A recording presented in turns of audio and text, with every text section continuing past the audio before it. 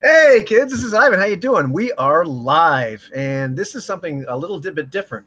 Tonight, I am privileged to be on a round table. Well, not a round table, a tribunal, an RPG Venn diagram, if you will, um, with Sam of the Chalice and Chains channel, and with Jason of Dark Age of Roleplay Games, and with Scott, who is, of course, Disembowel. And we are going to meet. I think we'd said something like once a month or whatever the hell it is. You'll find out. And we're probably going to rotate who actually hosts the show, if you will. But we're going to talk about various topics and see if how long it takes before we're actually strangling each other through the screen. So, figured seeing this is Scott's idea in the first place, I'd let him introduce his idea and talk some more. So I'm going to shut up now. All right. Thank you. So, hey, first off, thank you guys for being willing to humor this, at least for the first section until Jason turns his camera off on an internet malfunction. Yeah, so our topic for tonight, right, the first trial is rules for thee, not for me. And it was based on a post Jason made. I think it might have been like a month ago at this point, right? And Jason had put on the Facebook group how so Jason, you can stop me anytime where I'm not trying to mischaracterize. I want to make it fair, but also stop right there. Shut up, full of shit. Is the rules in the book are there for the players to obey and adhere to, and for the GM to adjudicate and change as necessary. Yeah.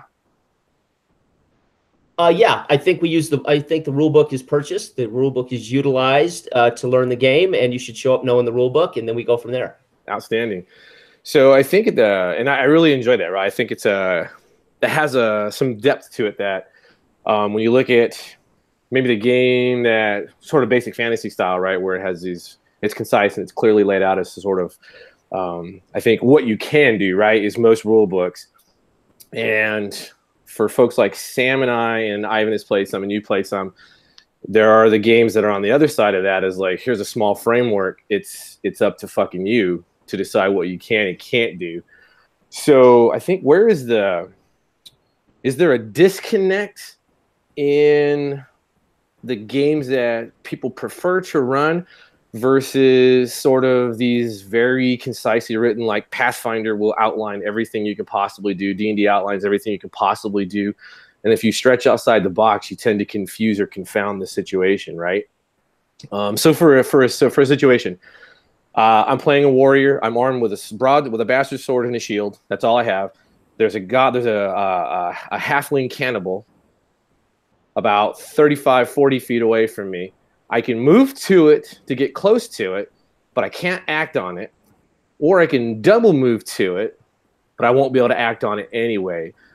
And the halfling cannibal is going to murder our mage, right? Mm-hmm. So as the GM, we know what the rules are expected of the player, right?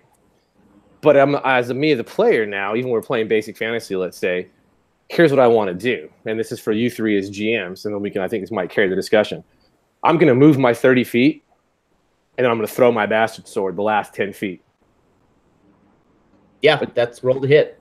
All right, but that's not covered in the rules. Well, in basic fantasy, it's not, and that's outstanding. Yeah. In Pathfinder, that might be a problem. Yeah.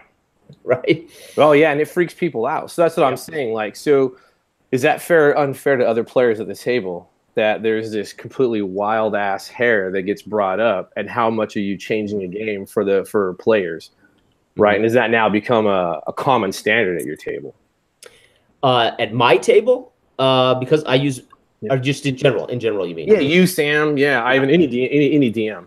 Well, at my table, that's why I choose OSR, because that shit isn't defined. I think the problem with the OSR, I would say problem because I love the OSR because it is freely open for definition. It's that we only define so much, and we end up with players that aren't accustomed to it, not bringing that imaginative shit to it.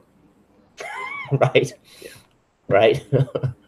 Yeah, I think conversely, in more of like a modern game, like, in 5th edition D&D, for example, that would just be very easy to adjudicate in that you would make a ranged attack with disadvantage because it's a melee weapon, it's a bastard sword, right? So, I think it depends. I think that if there's a system out there that has very specific rules, And I've never played Pathfinder, so I don't know. But in 5th edition, for example, that wouldn't be game breaking. That wouldn't cause any problems mechanically.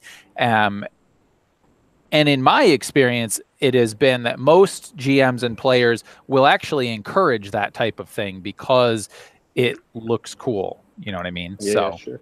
Yeah. Right on. It's funny. There's a whole bunch of different angles you can take on this, and of course, I know what I would do or what my general default would be, and a lot of it comes from the games that I grew up playing, where there wasn't a rule for that, and at that point, you have to make this up. You have to figure out what kind of dice. In fact, I probably did that Wednesday night a couple times when the guys threw me some sort of curveball. However, one of the things that I noticed, which was really remarkable, is when I started playing with other people that I just met, like when I started playing with Jason, I remember we had this discussion one time where all of a sudden, even though like Jason and I had both done, like both do that a lot, when you're sitting in the player's chair, all of a sudden there's this lack of transparency, and you're like, well, wait a minute, like, I mean, all of a sudden that rules for me, or rules for thee, but not for me, really shows up because you're a player. I have these rules. I have this. I know, like, if I do this, this is my chance. I know this is how strong I am. So this is like, this is the kind of bonus I'm going to get. This is how far my character can move, or like you said, he can do this double move, all this sort of stuff. I know what my chances are, and all of a sudden, there's this moment where the game master is making something up and saying, okay, roll a 6-sided die, and I'm like, why am I rolling that? And that's something I wanted to say. So if we just talked about the rules, so Pathfinder, it defines it. Okay, there's multiple tiers of definition of that move and what you can and cannot do, and that that doesn't necessarily empower the player, but it directs them to some degree. It directs the GM. So in basic fantasy, to me, there is a rule. Rules is written is they have to roll to hit AC, and the AC is that number. So I don't give a shit what you dream up. That's outstanding. Roll to hit. Because we have a rule. The rule is roll to hit AC. I'm not going to throw a 1-die-6 at you. I'm not going to say, damn, that was cool. Roll the 1-die-12, and if you get a 1 through 9, you hit them. I'm not going to invent a new rule for that awesome shit you just dreamt up. Right. Now, I might give you a +2, or, I might ignore the 30-foot movement and say, dude, it's 30 feet. Go. You can run, So, but there's still a rule. AC, roll that D20 and above, add your modifiers. That's why it's I can play it rules as written, and they can play, and I never break a rule, right? Yeah, I think for the most part, yeah. I mean, me, I'm sort of in that weird gray area of hippie freeform gamer anyway, because Savage Worlds really drills the shit into you, like whatever is cool should be done at the table, by all means. But I think there's two things, right, on this. Is on the GM side of the house, do you ever just say, well, here's a magical effect that happens, or here's a magical item that works. Well, how does it work? Well, because the enemy does it, but the players don't have the ability to recreate this, maybe through research and shit, right? But the players could never come up with what you come up with. And so the rules for the part, I think, is the rules set that box for player expectation and play, and that was sort of. And I feel like you guys thought I was leaning in on you a little bit on the Uncharted world, but I wasn't. No, it's good. But it was. But I think what you had read boxed you in and narrowly focused you, right? Well, it boxed me in. It boxed me in. I definitely expected. I really went into that expecting PTP to be totally different. I expected a procedure in the book to kind of give me that. Sure. So when somebody sells me a rule book, I expect to know how it works, what it's about, and how I can play it. And if I don't feel like I get that, yeah. But that's what I'm saying, right? So like, how many of your players are going to want to throw a bastard sword because when they're reading the book, that's not going to be addressed anywhere. That's right. And so now you're starting to narrowly define expectation of play. Then as the GMs, we fucking pew pew, we freeform that shit, right? But I also have vampires at my disposal. They don't get vampire abilities. Yep. Tough shit, dude. You're not a vampire. Yeah, I mean, what if I identify as a vampire? You know what I mean? You know what I mean? Come on, Sam's been quiet. What is Sam going to say here? Well, no, I was just going to say it's interesting because, of course, for me, I've just discovered, the OSR games in the last really year or so. But so my first kind of, gaming at all, RPGs, was first Vampire the Masquerade, right, and the White Wolf system. But then we quickly kind of moved on to D&D third edition, right? And third edition was very much the GM and the players largely build their characters the same way and play by all the same rules.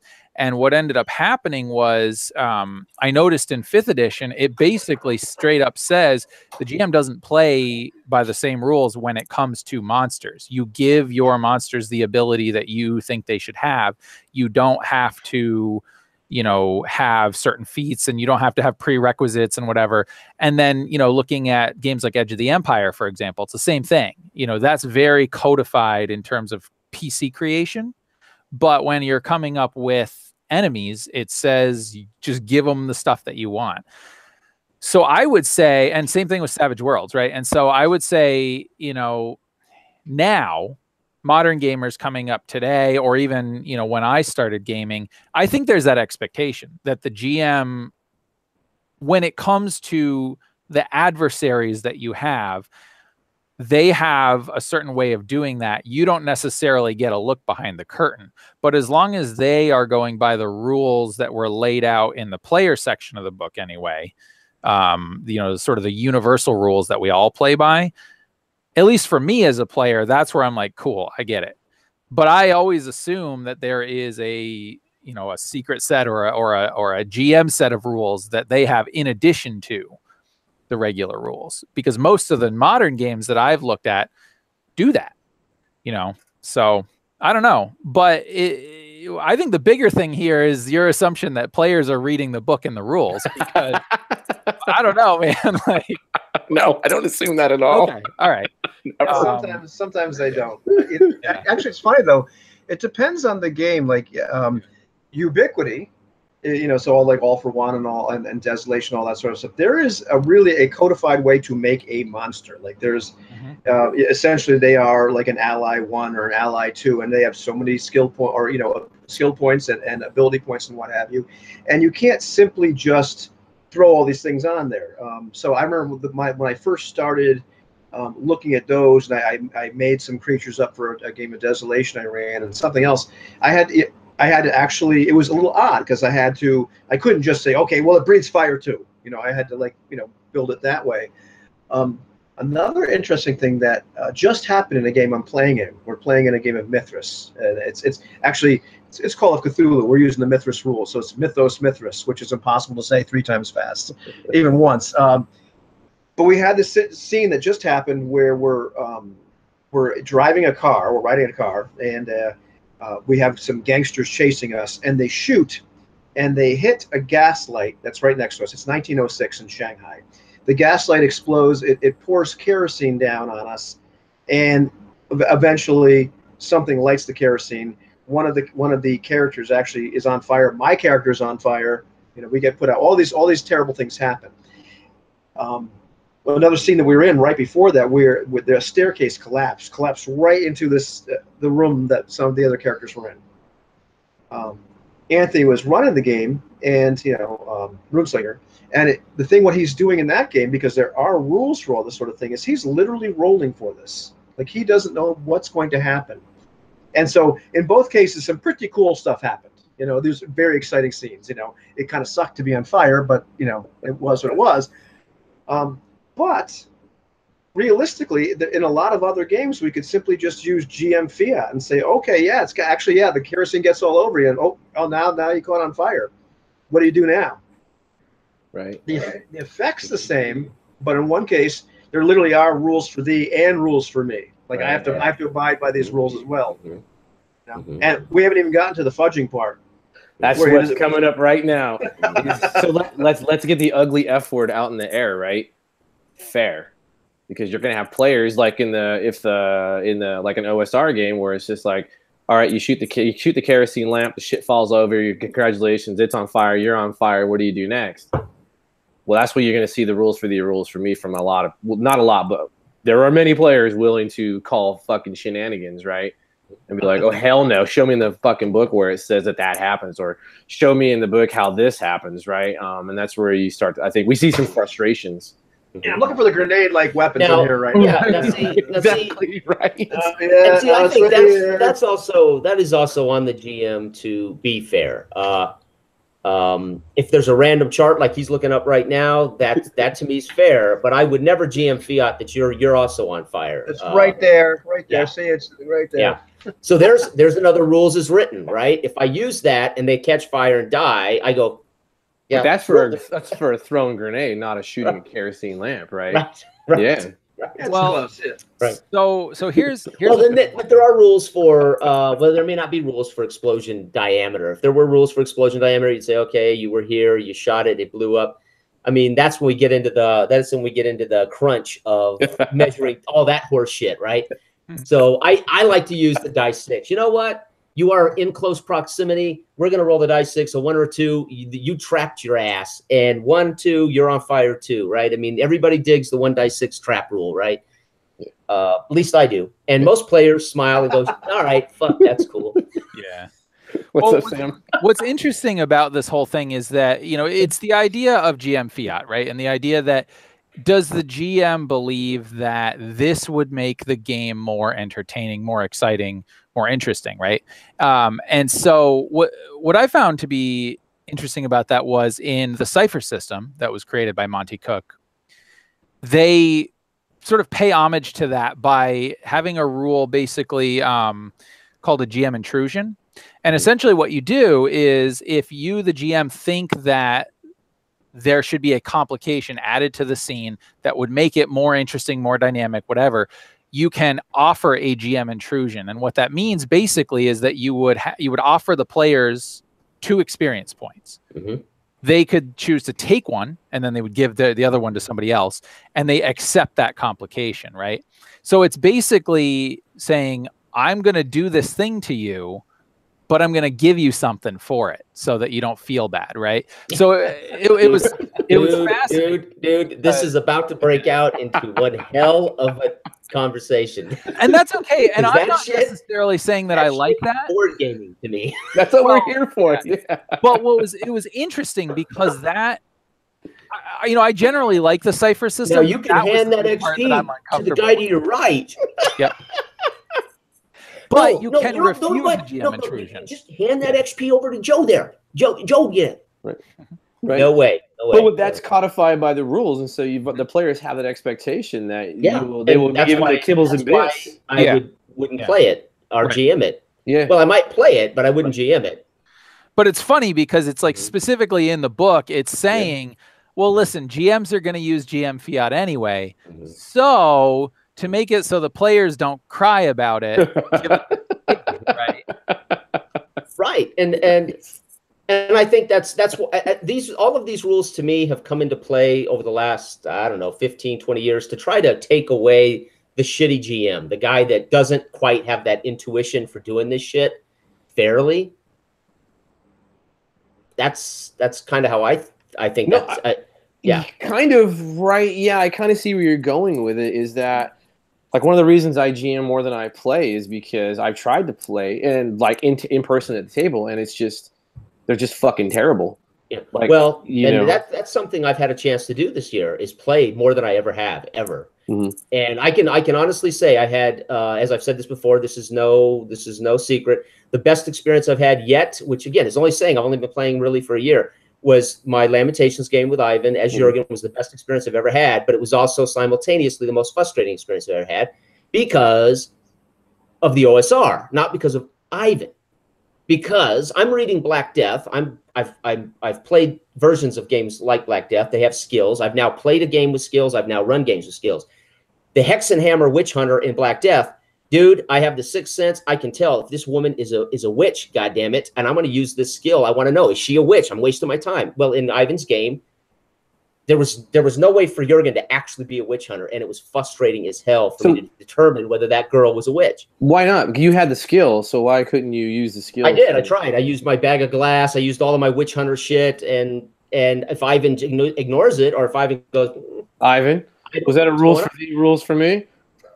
No, that was literally he wasn't doing anything. Well, You didn't say you shook no, it 3 times. no. Jason. Actually, in that case, it literally his character believed something that was not That's true, right. and everything that he And was doing Right. was Yeah. essentially That's right. not triggering anything because Okay. And that's what was wasn't a witch. fascinating. It was something else. As a player, I was frustrated, but later I realized, oh, she's not a witch.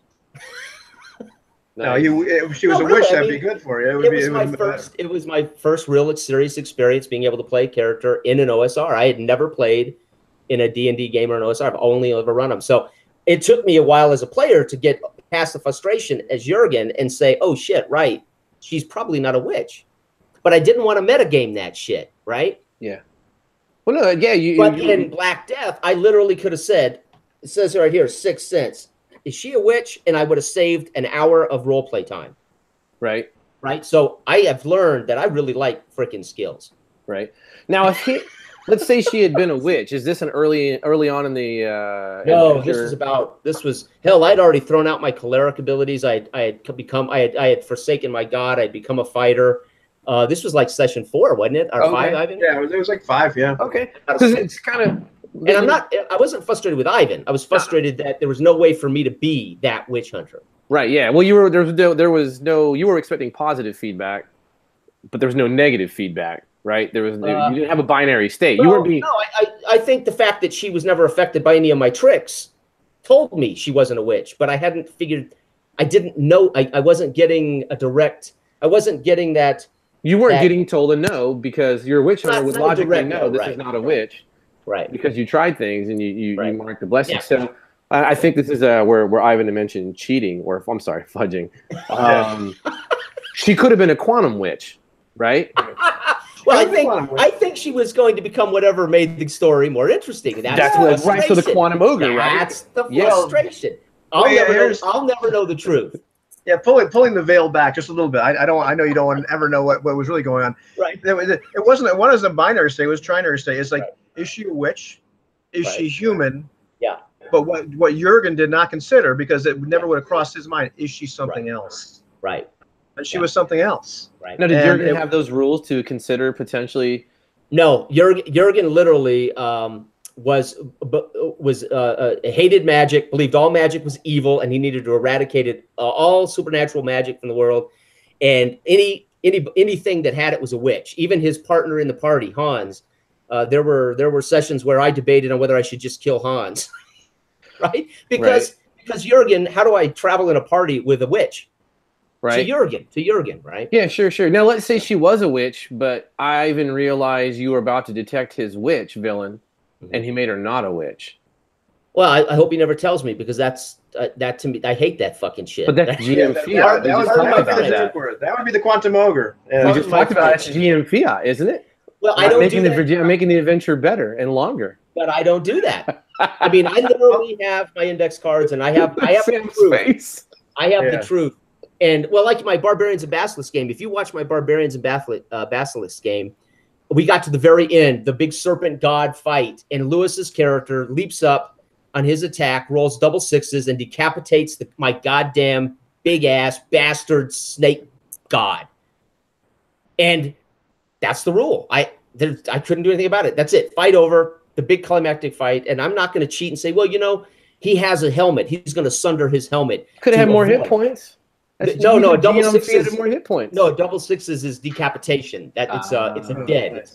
So I can sunder armor, or I can sunder a shield, but it was this changing snake god thing, and I thought, it turned out to be an epic moment because I didn't cheat. I see Sam's unmuted himself, which he's wiggling a little bit. I was going to say something, but I'll let Sam go first, then I'll go next. Sorry, I was wiggling because I accidentally kicked over one of my lights, and I noticed that it's like darker now, so it's making me feel weird. But you look fine. By the way, I don't know if Jason got like a better camera or has better lighting, but I was like, damn, it looks crisp. I actually went in and tweaked the settings up to high def. Yeah. I wanted to make sure everybody could see my day's growth of beard and my really shitty tie. And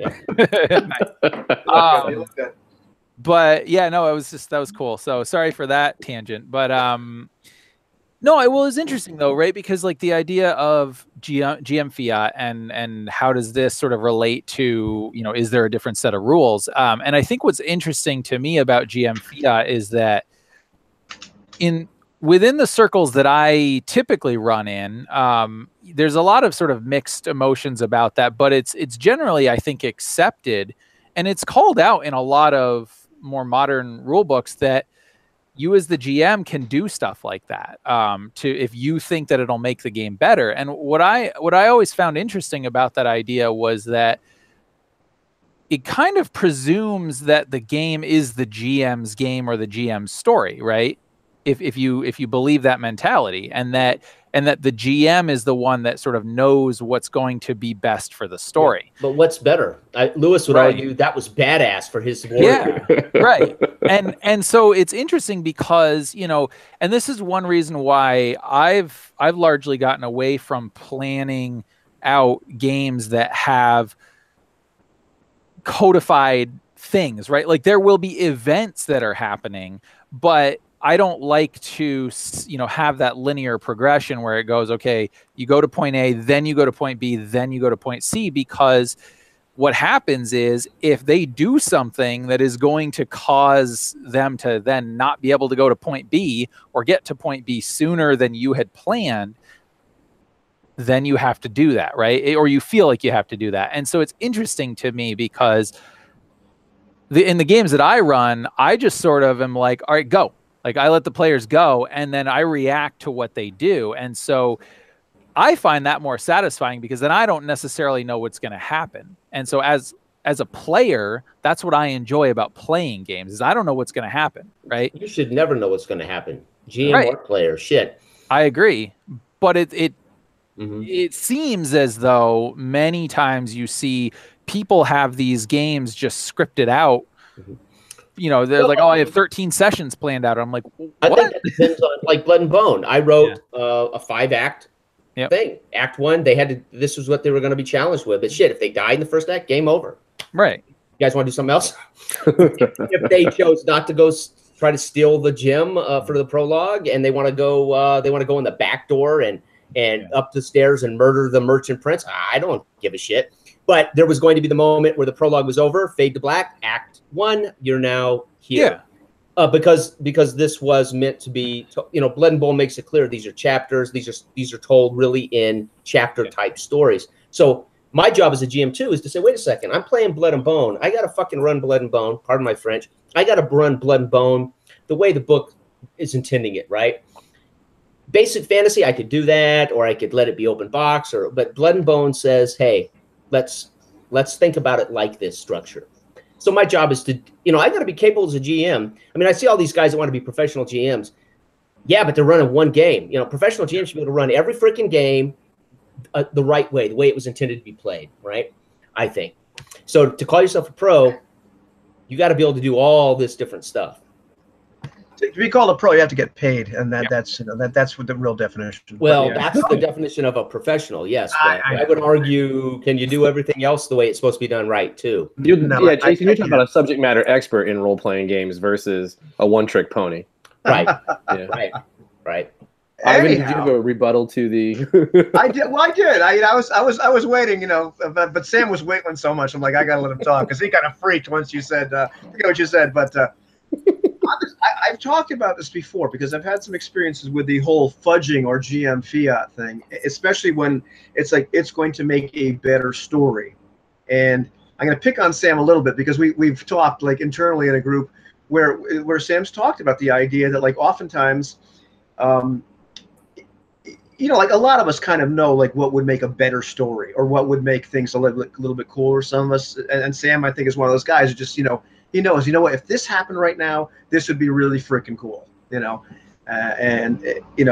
we've talked, he gravitates towards games that are kind of collaborative, like, kind of that out of character meta, like writer's room thing, like, hey, it'd be really cool if this thing blew up right here, or if to be honest, yeah, if the freaking bullet actually hit the gas lamp right now and the kerosene sprayed down here in the car went in front, that's cool, So I had a couple experiences, you have those moments as a game master where you, and I think we all have this regardless of whether, you know, what a real integrity is or whatever like that. When something happens, the dice rolled, and you're like, son of a bitch, you know. And you know, I killed Jurgen, and it was sad because Jurgen died, but that's kind of the way the dice rolled. There's these other moments, you know. I was running another game for Jason and a couple other people, and it was a fun game. And the game turned out to be much more comical than I thought it would be. The characters became kind of lovable, but we were playing basic fantasy role-playing game, and the chances for one of them to die just like that were really high. And so I started to wonder to myself, if we were going to play this as a campaign, I would be kind of sad if one of them like bit the dust. And are we playing the right system? Because at some point I might wonder to myself, gee, I might want to fudge a die roll if it killed them. Yep. And you know, so sometimes I think, and that's why I always say know that system, because I agree. If you want to have a campaign or 4 sessions, don't pick freaking Lamentations, because shit, people die. Right. They should die. They should die. I don't know though that I would necessarily agree, in the sense that, you know, maybe everybody has to set their expectations to the system, meaning you can get invested in these characters, but you have to know that they could die. And if that happens, you got to decide whether you want to make a big deal about it in game, in character, or not. Does that make your story better, Sam, if one of your characters dies? I don't know. Would you fudge it to make sure you got this great session, you got this great thing going, and you're like, oh, we're gonna lose Joe's character? No, I mean, I wouldn't, but I think that that's something, you know, I think that's setting expectations, right? Because this debate has, I mean, you guys have all seen it, but like, especially on, you know, on social media and in some of the, you know, the more modern game groups, this comes up a lot, right? Because a lot of people sort of talk about that, and it happens particularly in like the 5th edition D&D groups, because there really is an expectation in that game that your characters will have longevity, right? It is designed to do that. Dragon and so, Age, yeah, thing. exactly, right? And so it's a legitimate question as to, you know, gosh, we're in session 4. This character has just started to experience, you know, their arc, and man, this would be so good if they got to experience it. And then the dice do what the dice do, right? And you're like, oh boy, this could be really bad. That old lady with a chair leg freaking kills the guy. Yeah, right. but which is what happened. But here's the thing: for Lamentations to work the way it did with Ivan, we had maybe 2 combats in that 6 sessions. That's why we were role playing, and we were in a story. We were investigating. We were trying to figure shit out. That was not D&D, right? We used Lamentations, but if it had been like my games, where you're going to get in combat, I'm playing D&D basically, right? So you know, you're going to run into goblins. Oh shit! Well, y'all might die right here. You know, up in another half an hour, I might roll Wandering Monsters. Y'all might die here too. So Ivan went out of his way, I think, to pace that game in such a way. But when we got to combat, I certainly knew Jurgen could die, because he almost did twice. But he paced the combat. The One Ring talks about this. Make sure combat doesn't show up every 2 or 3 sessions, because in the One Ring combat, you do not want these characters to die, basically. So make sure combat comes up every other session, every 2 sessions. Right. And so I think you could take Beyond the Wall, and you could tell these great stories. Just make sure combat is meaningful, right? Forget meaningful death. Let's talk about meaningful combat, because that's what happened to Jurgen. It was meaningful combat, meaningful living. His death then became meaningful, right? That's what was all right. That was what was right about all of that Lamentations game.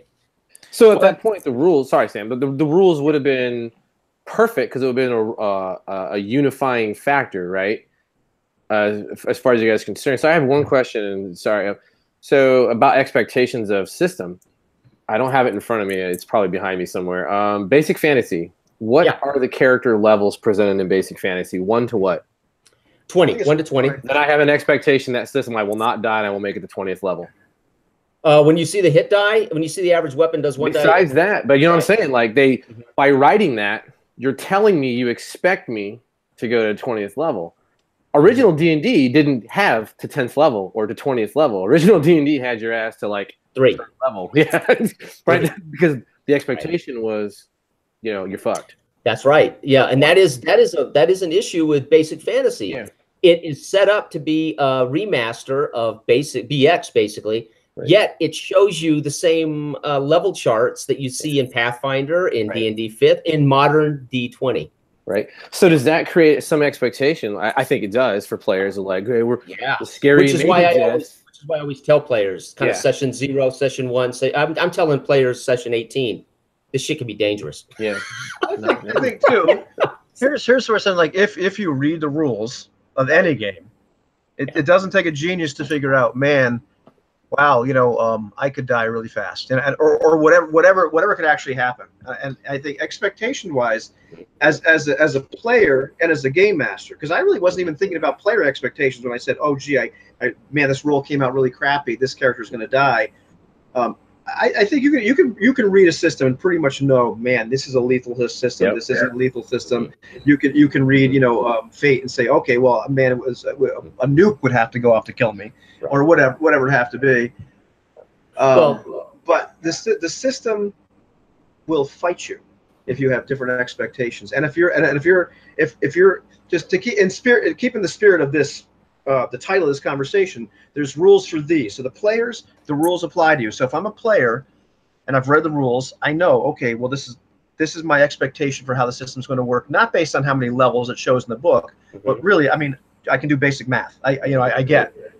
Yeah, but D8 hit points, I could die pretty quick. Yeah. If I read the book. If you read the book. Now, but now Game Master, when there's not rules for me, or if you start to take that mindset, then you are kind of like this architect or this choreographer. And at some point, there's that moment where you may find the system that you've decided to run fighting you. And now as a game master, are you deciding, well, I'm going to fudge, or I'm right? Like there's the advice you see on the internet all the time. I'm not going to say people's names because it's really irrelevant. Yeah. But you're playing a game. Doesn't matter what game it is. There's an encounter, something happens, and you realize, oh my goodness, this was supposed to be a big boss fight, and if they hit him one more time, they're going to kill him. Like I played in the game, and we met this guy. He was a big, it was the invincible overlord. He was taken from something else, but we killed him in one round. We killed him in one round because we won initiative and we all attacked him. It could have gone very, very badly. It could have been a very exciting fight, one of those epic things that you tell your children about. When I played, D&D or whatever game it was. But what happened was we killed him in one round. But there's lots of advice, and I've certainly done this in my career, where all of a sudden you adjust game world reality behind the screen because either they're going to kill the bad guy or something too fast, and it's not going to be epic. It's not going to be a good story. You're changing something to make the story better, or maybe you're scaling down whatever kind of threat. This would be a GM conversation. I would say this, Ivan. You and I may totally disagree on this. I expect the players to change the game. I don't expect to change the game, and that's a huge difference. When a character, when like Lee as Esme dreams up this thing and tells me what he wants to do or she wants to do, I say she's about to change the game. It has not I give the players that fiat, so to speak. As Scott started this whole conversation, the guy who runs and then says, I want to throw my blade. You're about to change the game, basically. I want the freedom I need the rules to adjudicate that fairly. But so I think I want to see the players change the game, but not by breaking the rules, but by actually declaring action, doing crazy shit that you walk into a room in Basic Fantasy and there's 6 skeletons, and I describe to you the room, and you just go straight up right into the fray of 6 skeletons, and you don't wait for the freaking cleric to take a shot at turning undead, then you're gonna die. Get creative, think a little differently, right? Think about what else you could do. I wonder if this whole problem sort of stems from the idea that many of us like to come to role-playing games to emulate the movies or the video games or the books or whatever that we read, because there's a couple of things that I've thought, and Ivan, in your example, you're right. This comes up all the damn time, right? Oh, well, they're going to one-shot my boss monster. And I've been in a situation as a player where that's happened, and it was friggin' great, you know?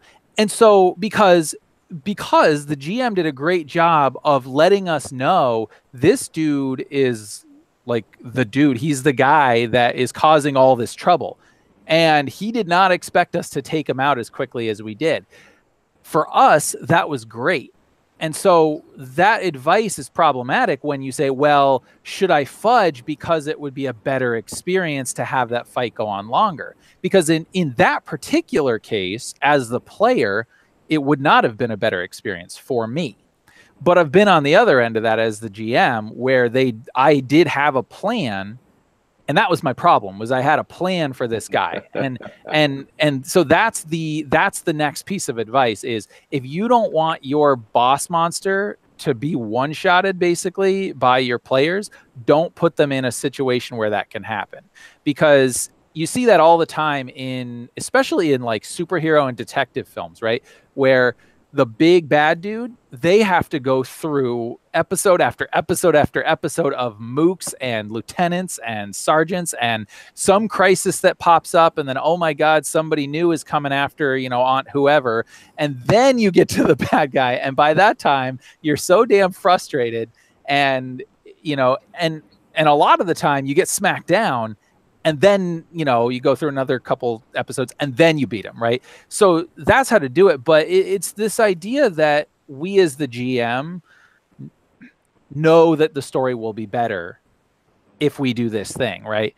And I don't know that that's true. I'm always curious because sometimes I think that as a player, right? Like I'm in that situation as a player thinking, oh, this would be so much cooler. But doesn't that presume that a boss monster is the whole reason you're there? For me, it's we talk about combat because it's the every game has combat rules. Every game like has 90 pages of combat, right? So you basic fantasy, you got 2 pages of combat, and then everything else there's nothing else, right? There's saving throw rules. That's it. And there's how many of the spells are combat oriented, right? Right, exactly. Yeah. So. But what about the game where, we're not talking about combat, right? So at what point is your boss monster, I don't want to just go through the encounter process to the boss monster. Now in D&D, very much, it's the exploration of the mystery or the maze or the dungeon or whatever horse shit we put in front of players. But the bottom line is what happens, no, really, what happens when we're talking about the spy shit, right? What happens when we're talking about the guys who are thinking, forget beating this witch with my axe and my clerical abilities, right? Those players aren't coming to your OSR, are they? No. But I think that I think it's the bigger point is as the architect of the game, right, of the session, the GM, you have something in your mind that you think this will make the session good, and presumably you think the players will feel the same way. And so I think the idea is that if there are rules in place to adjudicate whatever the task is, whether it's combat or whatever, if they overcome the obstacle by the rules in the book more quickly than you think would be satisfying, should that be changed? That is amazing to me, because you know what I would say? I think it's the actual right here, right now, awareness of event that I want to experience. I'm not even thinking about the boss monster. I'm not even thinking about my character sheet and, oh shit, I can't wait to use that +10 skill, man. Where am I going to get? No, I'm not even thinking like that. So I that's what I'm saying. As a GM, if you're thinking this is going to be this is the moment, man, then you're already planning and thinking and preparing, and you've missed all the subtle shit that players are doing that they're actually digging. You end up actually thinking railroad them to this awesome boss monster fight, and then they ruin it anyway. They end up dying or they end up killing it. Exactly. But where's my GM fiat? What's that? Where's my GM fiat? Right. So someone has to be devil's advocate on here. So where's my DM fiat to change it? You guys said it was my story. So why shouldn't I give the monster 100 more hit points and make him whittle that fucker down? why should I let them one shot? It's my GM fiat. It's my game. So I am going full devil's advocate on this. These are quotes from this last few minutes we've had. It's my game. It's my story. Right. Right. They sure I have GM fiat, so why shouldn't I change what I want? Fuck them. They're here. They're at my whim. They serve at my leisure. Right. So I'll bend the rules. You know what, Scott? I bet you 90% of GMs do it. It hurts my heart to even say those words because it's. I guarantee you, there are a whole lot of GMs that do it. You know what though? There's a lot of players that are perfectly fine with that. There are. You know, I've talked to I don't know how many times I've talked to players and they're like, dude, I'm just here to like experience whatever story you've got for me. Like, I don't care. The ones that don't like that become GMs. Penalty. Do we need an air horn? I have the conch. Where's that goddamn conch? And so, you know what? There's a lot of people that do feel that way. I'm trying to roll over this freaking wire here. It's a maze in this room. So I have to tread carefully because I've tried to be a nicer guy these days. There are definitely a lot of people who feel that way. It's funny because I started talking about what the hell was it? Was it architecture? No, not architect. Choreography. I started looking at this because I noticed that a lot of people, a lot of game masters, are choreographers to a certain extent, and it's my game. I'm the architect of this world. This is my grand story, and there's nothing wrong with that if that's what you like, and there's nothing wrong with being a player that likes to show up to experience the game master's story. And there was a whole era of gaming that's what it was about, you know, and not just the White Wolf, but the whole, you know, when D&D went that way, and you know. I'm not going to go down because it doesn't really matter what game it was, because lots of people play like that right now. But and then, like, you look at Jason laughing. Name it. All right, but anyhow, we won't say Dragonlance. But how dare you, sir?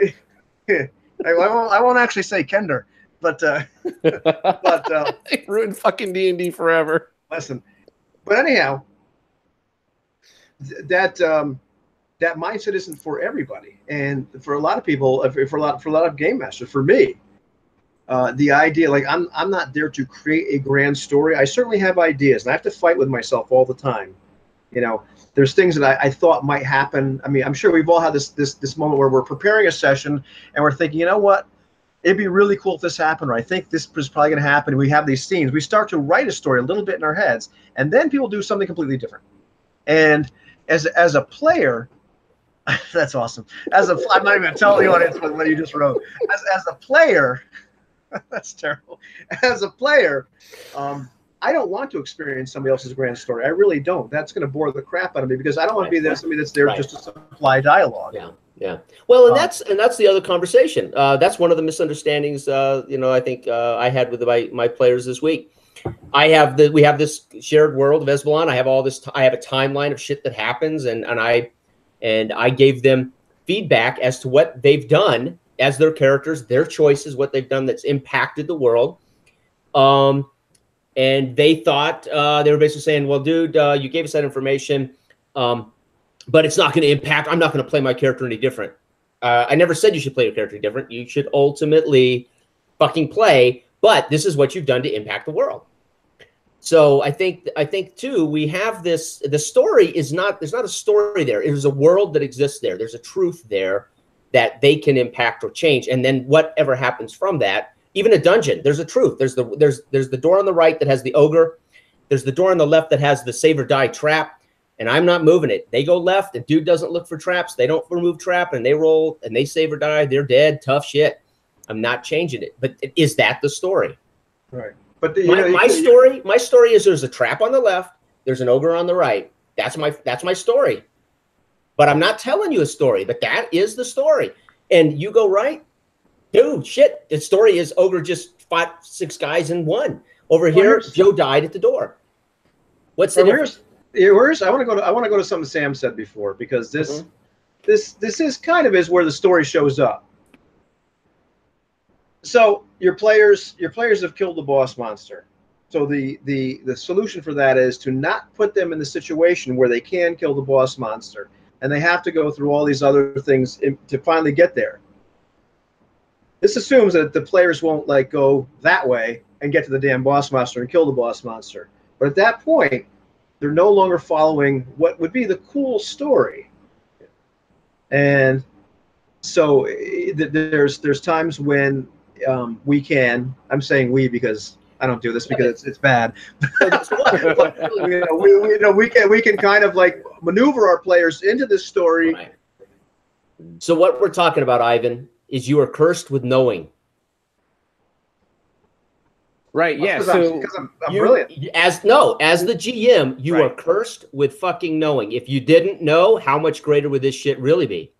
Right. Well, at least in your mind, in your heart, right? You're like, oh, I have this amazing shit plan. And to borrow from something, as Anthony's in our chat, or the live feed is like, Jason, where Jason was going with this is you got the ogre, you got the pit. It's not really story you're creating. You've laid it out. You're really, in what Anthony says, they're making history. Right, that's the history of the game. The story is all the background fluff and all that shit, right? Right. Of the world and the people and the villages. Yeah, and I call that flavor, and I don't see why that's a problem. I don't think it is. I don't think it is. But I do. Yeah, I think Anthony probably had a more specific word. Is you're creating history at the table. I think the danger is this, and I think this is what we're all trying. I'm not trying to say. I don't want to speak for anybody else. I think the danger is this. I want them to solve the mystery of the murdered, right? And this is my thing about Call of Cthulhu. I have never played it. I've never seen it. I've never read the book. Ooh, heretic. But when somebody says to me, we're going to play Call of Cthulhu and you're going to solve a mystery, I immediately go, oh, fuck, we got a story. I got to jump through these hoops. I'm going to have red herring the mystery until I figure it out. Right? Well, you don't. No, not really. No, well, that's the thing, right, is you don't. Because you can solve a Cthulhu tale immediately, right? I mean, there's things you can... It kind of depends on how you have it laid out and shit, but there are, like, you can skip to the chase on a lot of shit and just say, fuck it, here we go, but part of that is the building of the tension and the decreasing of insanity of your character, right? Mechanically, the system informs you, the rules for thee tells you, none of my NPCs are going to go insane because they're already batshit crazy. Right. None of my monsters will go insane because they can do all the cosmic horror shit they want. Right. Your character has a very specific set of rules that only apply to your character. And I'm going to leverage those against you in the most horrific ways possible to entertain you. Got you. So there is no story. No, there's sort of like an overarching theme. There's basically slowly destroying your character. Basically, right. There's like you in a Cthulhu adventure, you set off like there's a madman who wants to do X. Right. Here's your initial clues, and you usually build clues depending on what people are going to kind of, because it's the 3-point clue system of like where are they logically going to go to? Yep. And then there you go. And then in my basic fantasy Hezbollah world, there's a madman king who wants to do shit, and there's shit going on everywhere, and you can navigate it or avoid it or hide from it, but you're going to face the consequences of shit happening at Fort Dahl. Yeah. So and you wouldn't shift like there's a timeline of events that's going to happen, and if you miss something, fuck you, you should have gotten to it. Right. You know. So what are we really talking about? We talk about what I guess I'm trying to ask.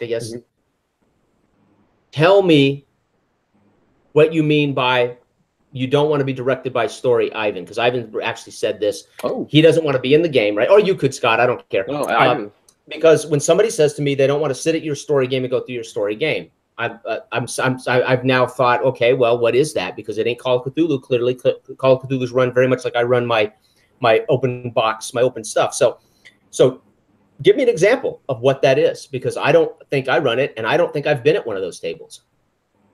Oh, I've been at like thousands. But yeah. In other words, a game master has an idea of what's going to happen, and literally, there's bumpers on. You are going to go. There's going to be a progression of events that happen as you go from A to B to C, and it could be very, very obvious, but it could be they could quantum over you enough that it's very hard to see that you're being railroaded or you're being led through a story. And there's a plan to big reveals, and there's all this. I did all of that to some degree in Blood and Bone, because I had to prepare acts for a chapter. Right. I did. So I have to admit that they could still change their mind or do things, but there was definitely a structured thing that was going to happen that was supposed to be encountered at every act. Right. And there's beyond that. There's just the simple idea that there should be, and see, we're going way the hell off topic, and I want to bring us back on topic. Sure, yeah. But there is that thing. I had that discussion with Brian. Like there's a hangout video where we talked about the fact that we're very similar, except for the fact that he believes and wants there to be recognizable story elements in a game. Like, I mean, in terms of like, in the Lit 101 sense, that there should be some kind of recognizable story or plot elements in there. And if it's simply just a transcript of what happened, that's not satisfying. It has to have some level of Lit 101. So there is some level of choreography that goes on with that. But if you permit me to give us a hard left turn, one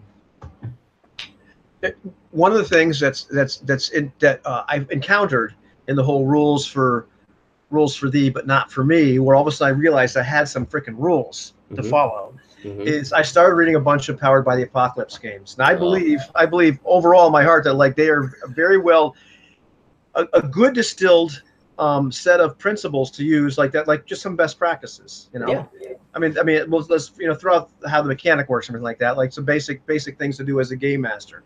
However, here's the interesting part. When I forget which was the first game I actually read, I started looking at like when you can actually do a game master move, and there's like rules. All of a sudden, you realize, well, I can't just do something, At first, it takes a while to really, but you realize, okay, it's when a character rolls a weak hit. Okay, you get to do some kind of move, and the moves are they're run the gamut. We've all kind of read the games, or when a character rolls a miss, then it's time to pull out a GM move, and then there's the idea like, well, when else can I do that? Because normally you'd think in most games you're going to pull some bad crap whenever the heck it makes sense. And then it talks about the idea like when the character's actions demand if they do something particularly stupid like run into a fire or burning building, and then finally like when the flow of the game hits a snag, like when they're all looking for you, what do we do next? Then you hand them, or then you can use a move, or I think one or two of the games I read say when the players hand you a golden opportunity, pretty much when they step in the lion's mouth. But it took me a while to really wrap my head around the idea that there were times when I wasn't going to be able to do what I normally would do because the game wouldn't let me.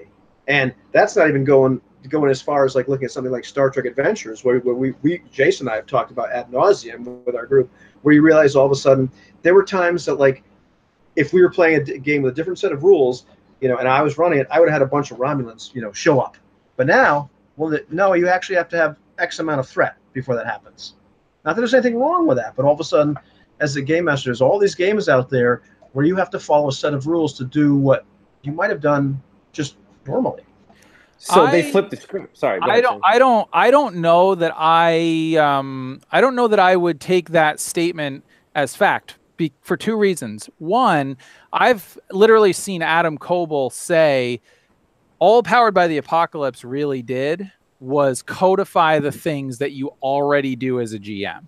So they basically just take the rules, the thing, when you say, okay, I want to just do this thing, all it does is give you a set of guidelines for how to do it.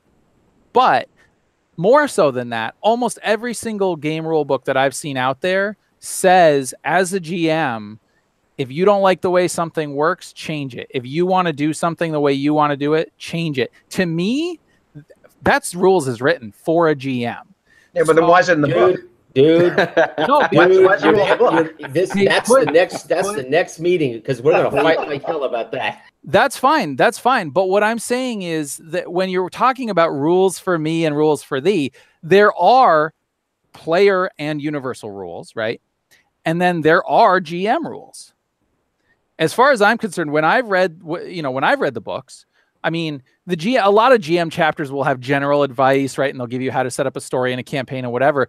But almost every single one of them says, do what you think makes sense for the story to make the game fun, to make the game entertaining for everybody. And almost every single game out there says, if a rule's getting in your way, or if it's not working for you, change it, throw it out, modify it, whatever. So, yeah, they also say watch illusionary gaming too, because once players pick up on that, your integrity is shot to hell. Maybe, but I don't know that I agree with that either, because again, if let's say, you know, I'm 20 something right now, and I come up and the only thing I've ever experienced was D&D 5th edition, and I read the books, right? And I, you know, and I get into it and I read the DM's guide and I start running the game, and everybody else at my table is the same way. Is your credibility shot? I would say no, because I would say that the book and the game and the sort of common idea of gaming now is that no, the GM is there to make the story fun for everyone. Now, if it's not fun for everyone, and maybe it can't be, then you've got a problem. But that's what's been so liberating for me with Blood and Bone. That's the first system I've ever seen or read in which I instantly felt that there is nothing to get in the player's way of doing their shit, because we share this understanding of a simple die roll, right? And then I, as a GM, totally understand the nature of what I have to ask them or do, and it's so elegant. That's in a better. So there's an example of where I think system starts to break all of these boundaries. It starts to say, you know what? Do we have to stick with this OSR thing? Do we have to jump into the PBTA box and try to make sense of that? Maybe system really can do it, but now, do you want it in Blood and Bone, or do you want it in Spies? Do you want it in? So I think how a system's presented and the rules are taught to the players and the rules are taught to the GM. We're in the exact same arena, right? We're in that same arena, and we are all on the same page. I don't have to say, no, you can't move 200 feet. It says right there in the rules. If it's reasonable, narrate the hell out of it, and all I have to do is say, okay, roll the hit or roll the. So I think we start to get to a place where we recognize that, yeah, we do these GM moves naturally all the time. Then what's the new invention? What is this about? What is PBTA failing to teach me then?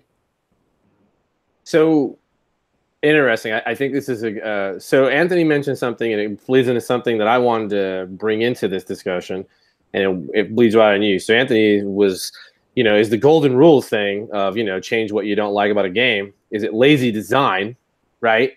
So, and where we see most of this, and so I'm now a professional game designer. In my book, it tells you it's your fucking game. Do what you want with it. This is a framework of rules. I'm not going to tell you every possible situation because that's just fucking stupid. But look at the internet.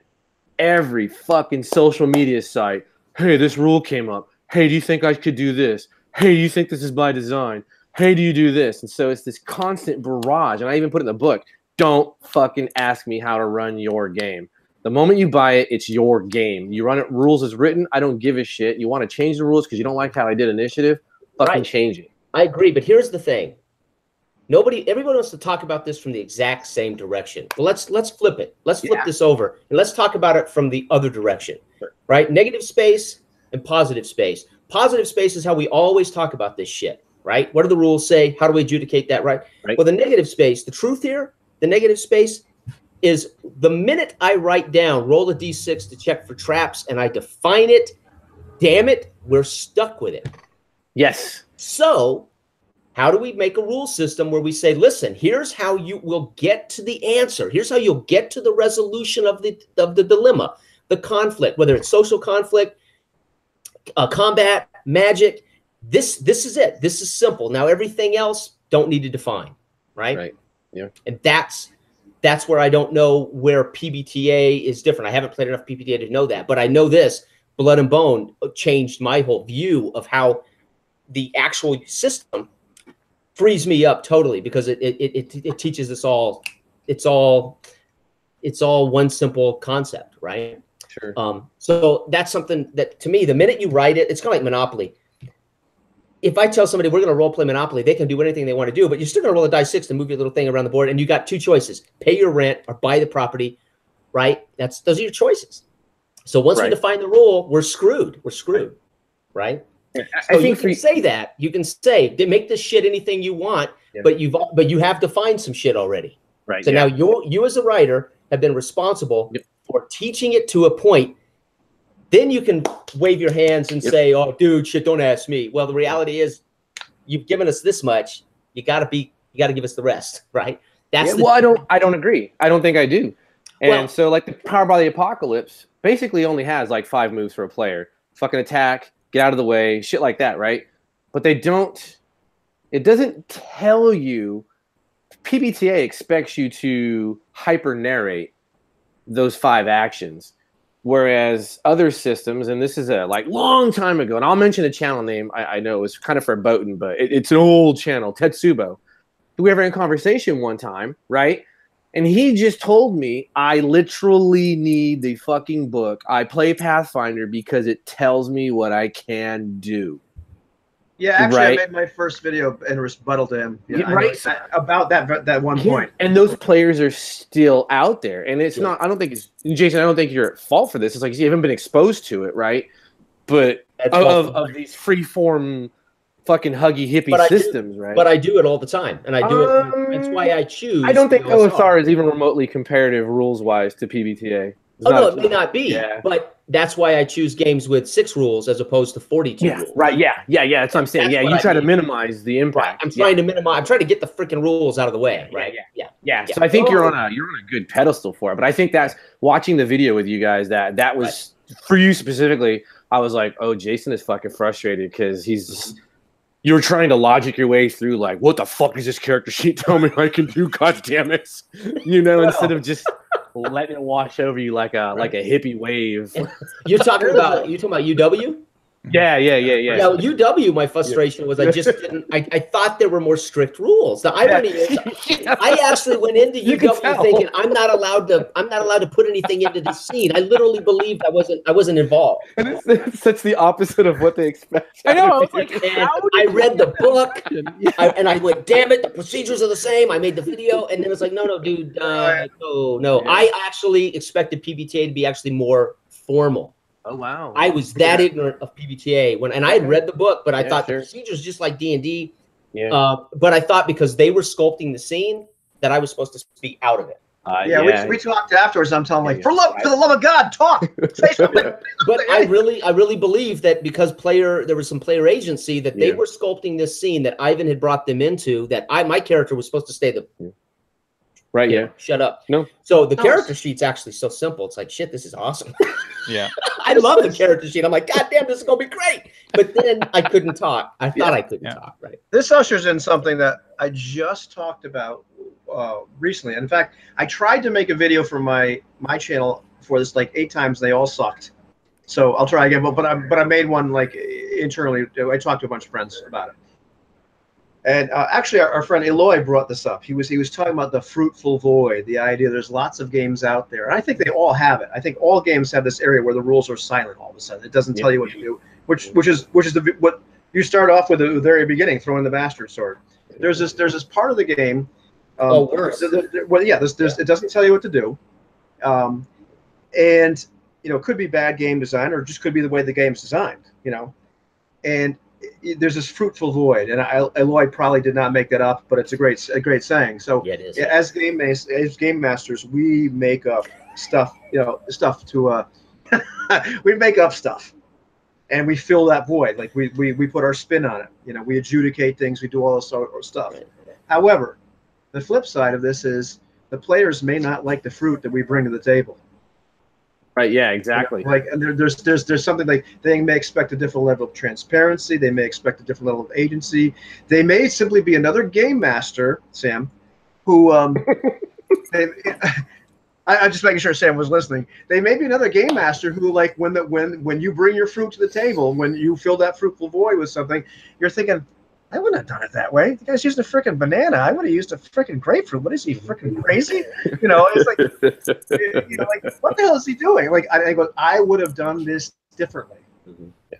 And some games have this big expanse, and some games have a little one, but it doesn't matter. We all kind of fill up that area with a place where there's not rules for me. I'm making the stuff up, and the players like, I'm not really digging how you did that.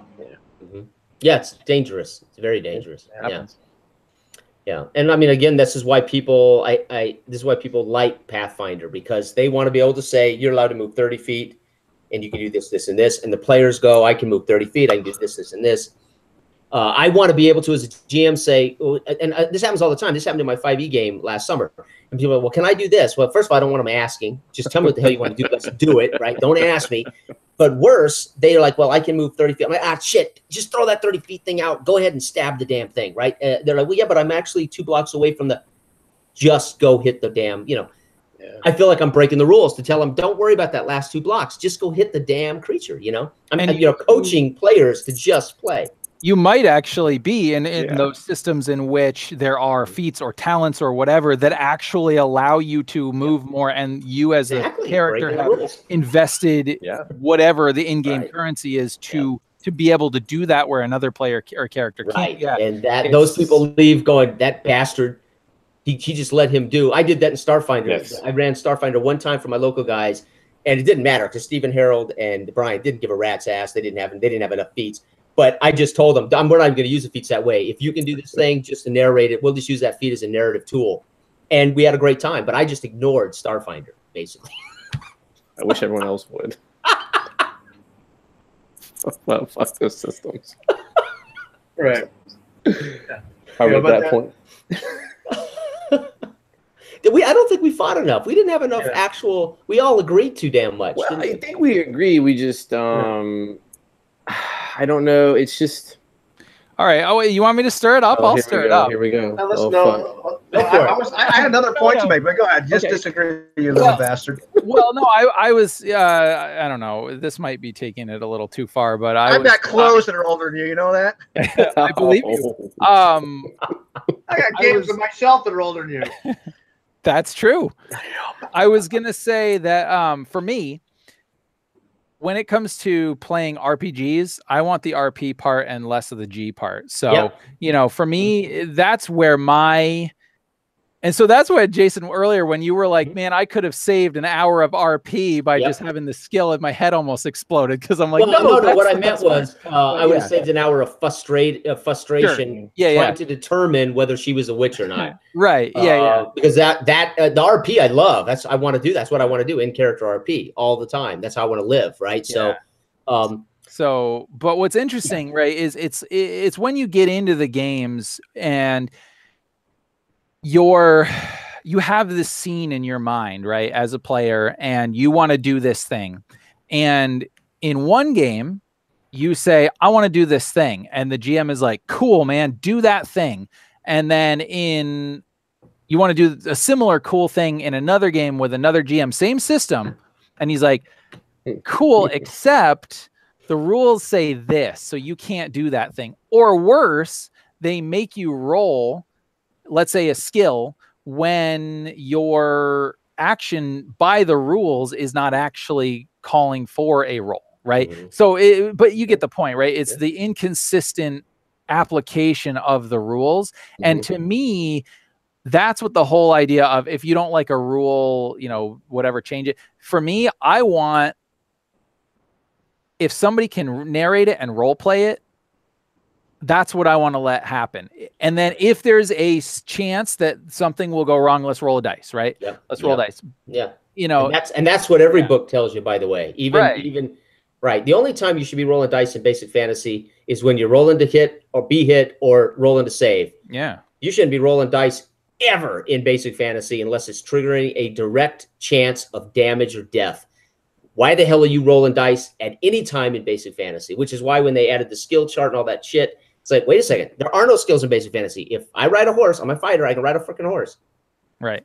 Now, me, on the other hand, if I'm running an OSR, I'm pulling out the dice anytime it might be entertaining. And, and honestly, like, I have stolen every freaking mechanic under the sun. I love the 2d6 mechanic, like, for the basic Apocalypse World mechanic, because if I'm not sure what to do and somebody says I want to do something, I'll pull that bad boy out and say, oh, go ahead, we'll roll the dice, and if it scores that like 7 to 9 range, I'm like, this is going to be interesting, and I make something up, but the irony is, I've had a chance to play, I've had a chance to GM some of these other games. I haven't had a chance to GM a PBTA. Blood and Bone has shaken my foundations, and it's a freaking D20 game. So I can't imagine how much fun I could have once I, as a GM, I really do want players.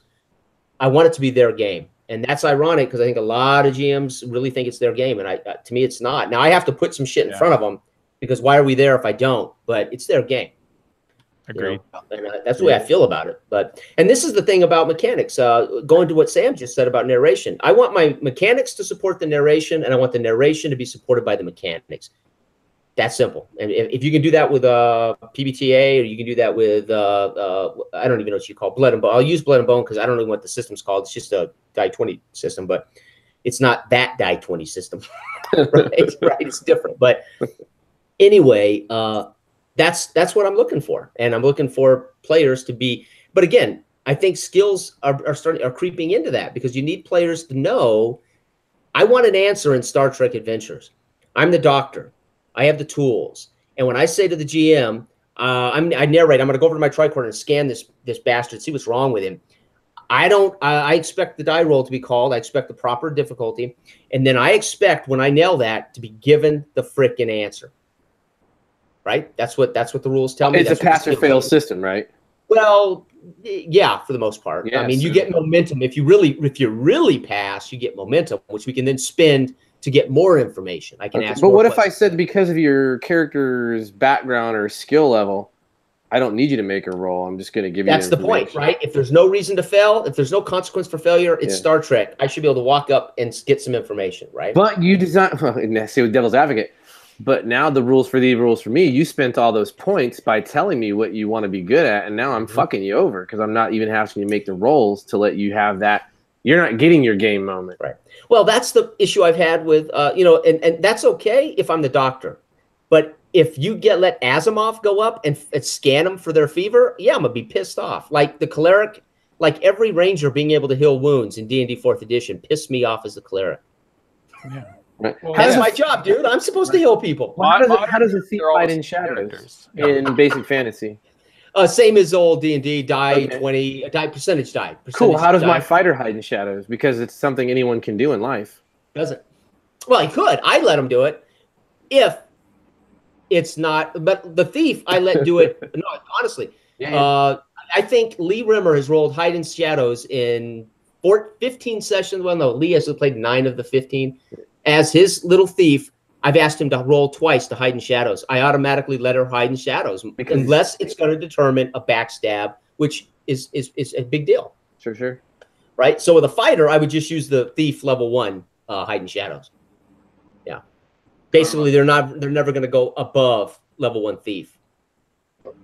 Here's another thing that's kind of tangentially related, and I remember I think it was Lee, our buddy, brought this up a long time ago, and then Jose just brought this up the other day because we were talking about playing Astonishing Swordsman.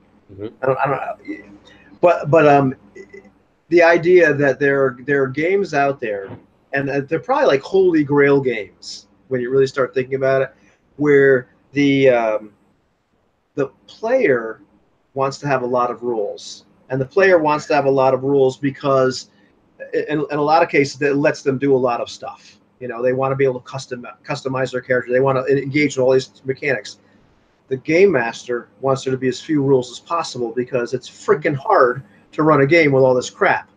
And the theoretical, like Holy Grail games, and like in some ways, Astonishing Swordsman managed to do this a little bit.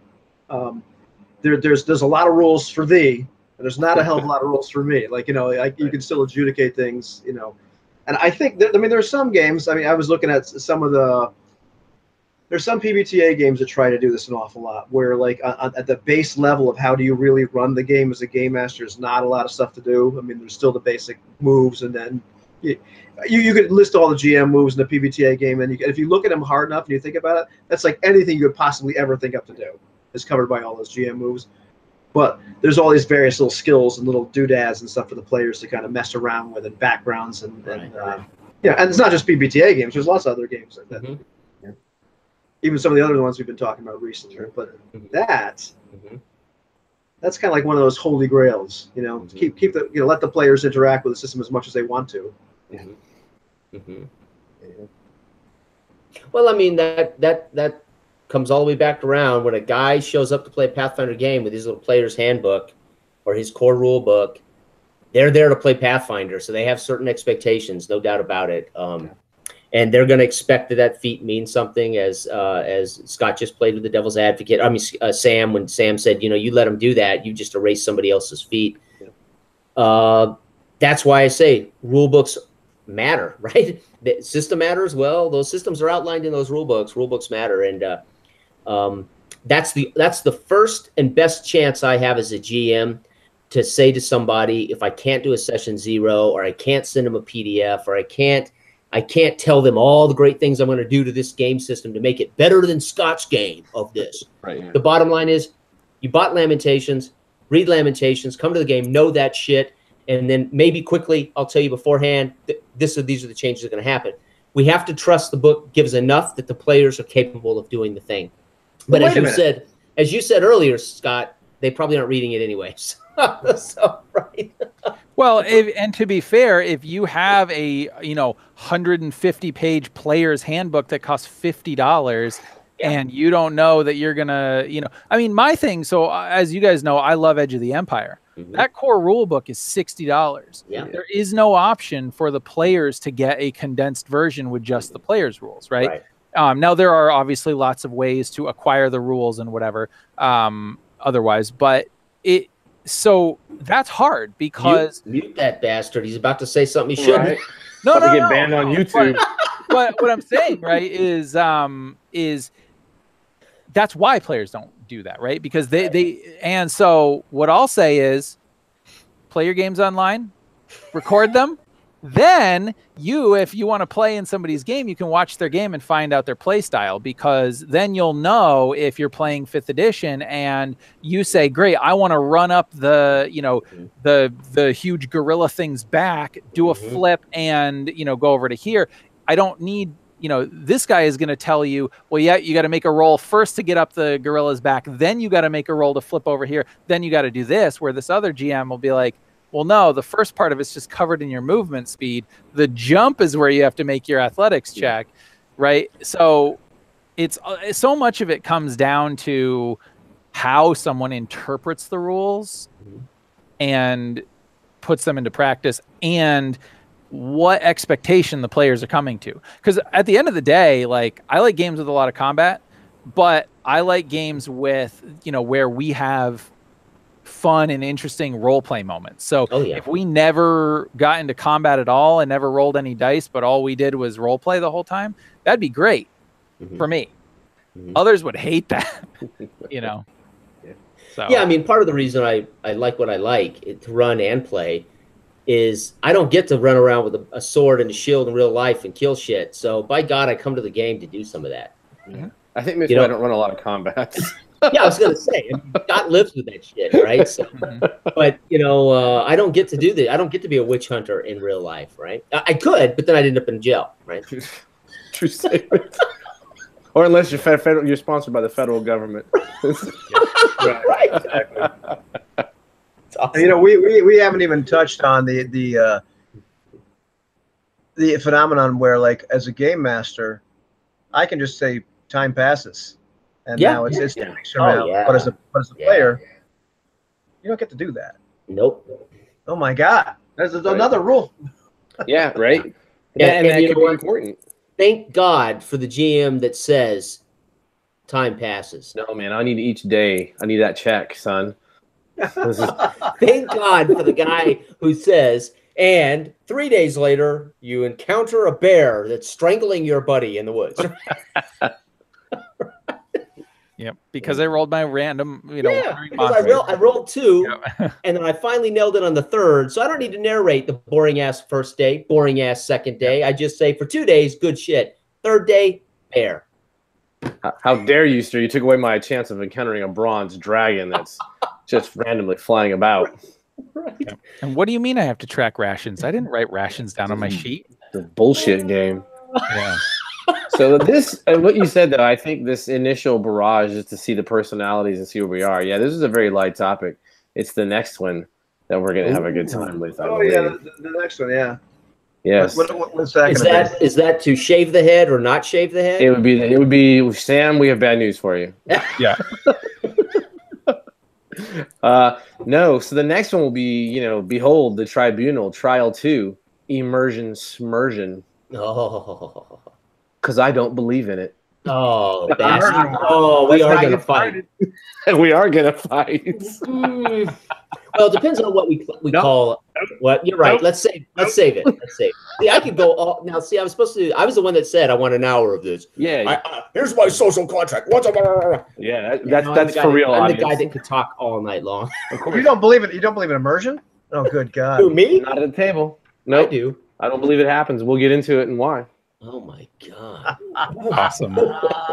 You mean that should be fun? Oh my God. What did Sam say earlier tonight? Well, that's not really fact. What did he say? Well, that's not really fact.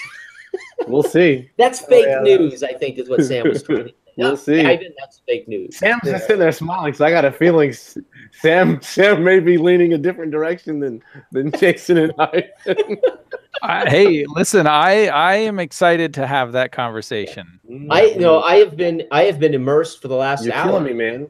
You have been immersed in the last hour. You've been immersed in that tie. Yeah, totally. Yeah. I am sweating bullets, man. I am literally dehydrated. Yeah. I had to take off. I didn't get a chance to roll up my sleeves like I said I would. No. Well, you should have been like, it's my fucking game. I'll put the monsters where the fuck I want them. I did. I did that before we went live. That's a true statement. You did. I did. I said that's my fucking game. Yeah, Jason did put the social contract on it. It is my date night with my wife. Friday, live PD is on, so we do a live PD date night. But I sacrificed once a month for this. Oh, well, I appreciate it, Scott. That's right. She wrote me a note about a guy they busted that had the same handgun that I carry, and the cops were talking about the gun. All right. That sounds like a fun Friday night, man. Hey, man. All right, so Sam, you got to talk a little bit next time, buddy. Whatever. Sam talks. No, he talked to everyone, so I was like, that's wrong. That's wrong. I think I agreed with you guys more than anything else, but it's recorded, so we can watch it back. But I think it was light. Everyone had their say. Yeah. Stop muting. Who says we have to? Who says we are going to disagree on a lot of things? All facts, right? Some will. Immersion, we may definitely disagree. Oh, we're definitely going to disagree on that. I disagree with the entirety of the fucking internet, apparently. All these fucking nerds who don't understand what they're doing. That's why in my I say no immersion allowed. We do have, having been a pre-law, we have to define immersion before the next session, though, because we are not going to. So that's part of the discussion, because that's part of the problem. Right, we're not going to launch into an argument about it before we define what immersion is. Yeah, no. We have to absolutely all be talking about different things, so we can be like an internet forum. Fuck yeah, this is like our own subreddit. Yep. As a political science major, I will spin a whole bunch of bullshit about a different topic entirely that's very controversial and that will distract you from from the issue at hand. Yeah, I will actually submerge myself in a tank of water, the entire time. Oh my God. That's great. I have drank the Kool-Aid. Now, are you guys going to dress appropriately for the next one? I mean, what's the deal here? I put on a suit for everybody. You got me in full battle rattle? Is that what you want? Dude, get some of that salad out there, right? That fruit salad, right? What is it? No, man. No, I look like a fucking third world dictator when I'm in uniform. It was a little ridiculous. Yeah, I could see that. Yeah. That's I hate to go there, but I'm going to. Mm-hmm. How does a white guy with blue eyes look like a third world dictator? British Empire. Oh yeah, okay. Attitude, yeah. Gotcha. I was gonna say maybe a Russian. No. Yeah, right. British. Pick on the Brits. They had the largest empire for a while. That's right. So like after all this discussion, I got to confess, like I hardly ever follow the rules when I game master. I just do whatever the hell I want. Yeah. Well, I knew that, Ivan, because you go, hey guys, you want to play Lamentations of the Flame Princess Mars, and then you proceeded to basically just reinvent the whole goddamn thing. Yeah. Absolutely. And then you don't follow the rules. So he didn't follow the rules that he re-ruled the rules of? We totally do. We totally follow the rules. I'm teasing. Yeah. Jason is the only guy in the entire world that cares about playing a game Oh raw. no! To have the authentic I think Anthony cares about rules as well. He does. All right, He two does. people in the entire world. I'm the king. you know. I'm the king of hand waving. I'm like, The real question, Sam. The thing you really want to say about me is I'm the only dumbass that thinks it matters in the OSR. That's what you're trying to say. Yeah, that's pretty insane. Because in basic fantasy, it just doesn't matter. Yeah. Right. Yeah. But it does. I think it matters for a lot of these more sophisticated games for sure. Yeah, for Because sure. they get more complicated, so you gotta. It's like you're gonna fall into a fucking rules pit trap at any turn. Yep. Yeah. Well, yeah. I mean, it's like, and I know we can wrap it up here, but in terms of Savage Worlds, I love how people call that a rules-like game, and I'm like, Oh God, no. Yeah. no, that's a little core rule book, but you know what it is? It's all rules. All fucking rules from page one. And that's what turned me. I bought it. Scott had been telling me about Savage Worlds for years, and when I saw it was finally like $8 on Amazon, I snatched it last summer. Yeah. I got it, so excited, and I went, "What the fuck, God Almighty!" And then it's not the best organized. Oh no! So I told you, right? You can't buy Savage Worlds and just read it. Right. And then run it because you're gonna fuck yourself and your players. And Peg, I'll probably never professionally write for. Well, I already have professionally written for Peg. They just probably don't realize it because I went through someone else. But I am a constant critic of that fucking rule book. I mean, it looks like a fucking 8-year-old just was like, "Let's go here. Let's just put this here. Yeah. There's no fucking references." Yeah, but I like the price. $8.99 on Amazon is freaking awesome. Not anymore, because now Black is coming out, and it's going to be $30 or whatever, and hopefully it'll be better organized because maybe they learned something. But well, one day I'll have a chance to play in that. I have people that watch my channel that probably like Savage Worlds because you like stuff. I love Savage Worlds. No, Yeah. if anyone knows me from your channel, they know I'm on a Savage World podcast, or at least I used to be. So yeah. I love Savage Worlds. Worlds. I will probably never run my it. eyes, mostly. I will play it because it's fun as hell. Savage Worlds actually saved me as a human enjoying entertainment. No Because shit. I used to be real cunty about entertainment. It's like, that couldn't happen. Fuck that movie. That shit's lame. That's all bullshit. Right? And then I started playing Savage Worlds, and I was like, you know what? The rule of cool has now been solidified into my heart. So, like, my favorite movie series, Fast and Furious. And the last one, when they jumped the motherfucking submarine and they shot guns and torpedo skiing and shit, that was the greatest shit ever. My wife was laughing in the theater, and I was burning holes in her face. I was like, how fucking dare you? Yeah, you will be. then you will be bored to death in my game, Scott. No doubt about it. I run every game I run as high octane. Bored. No, he was totally immersed. In the movie, yes, because it's possible. Because there's no. Well, we'll get into that. So we'll save it. So Savage Worlds made you believe in shit you can't believe in.